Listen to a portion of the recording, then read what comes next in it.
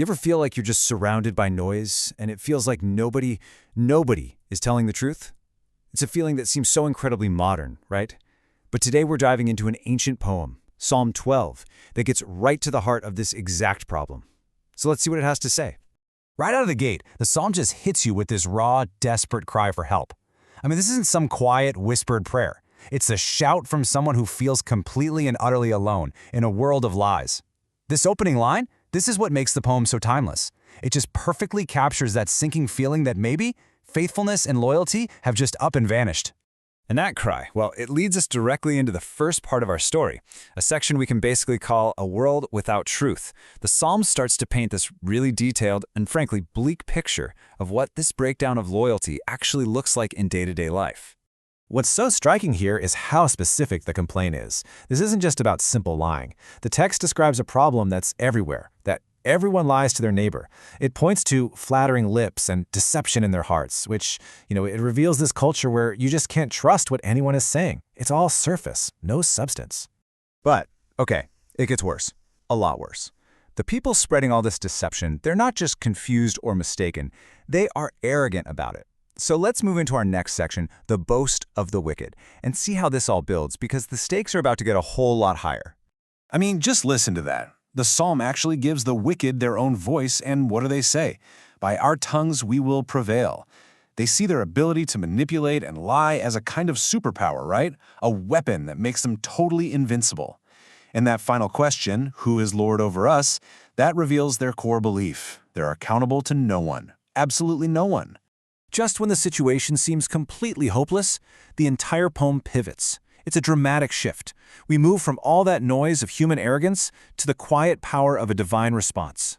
This is the turning point, a section we'll call a divine promise. So the crucial thing to see here is that this intervention isn't random. God's response is triggered specifically because the poor are plundered and the needy groan. It's a direct answer to the suffering of the most vulnerable people who are trapped in this world of lies. The promise is so clear and direct. I will arise. I will protect them.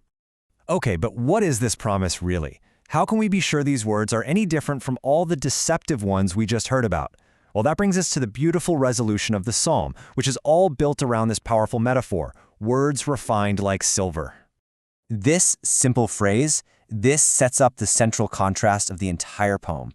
After hearing all about flattering lips and deceitful hearts, we are now presented with words that are the complete and total opposite. They are flawless. And this illustrates so brilliantly what flawless actually means in this context.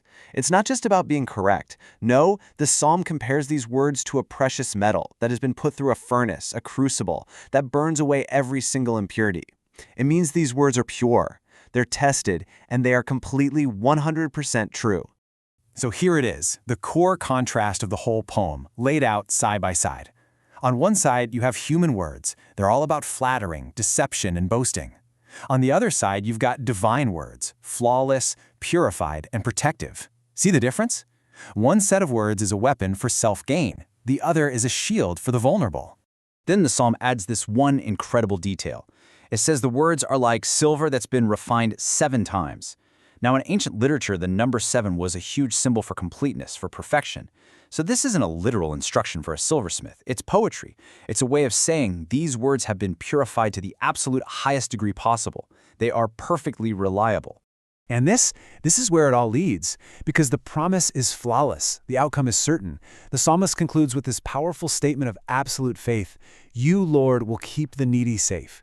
The perfect words don't just sound nice. They create perfect protection. They create a true, safe harbor in a world that feels like it's built on the shifting sands of deceit.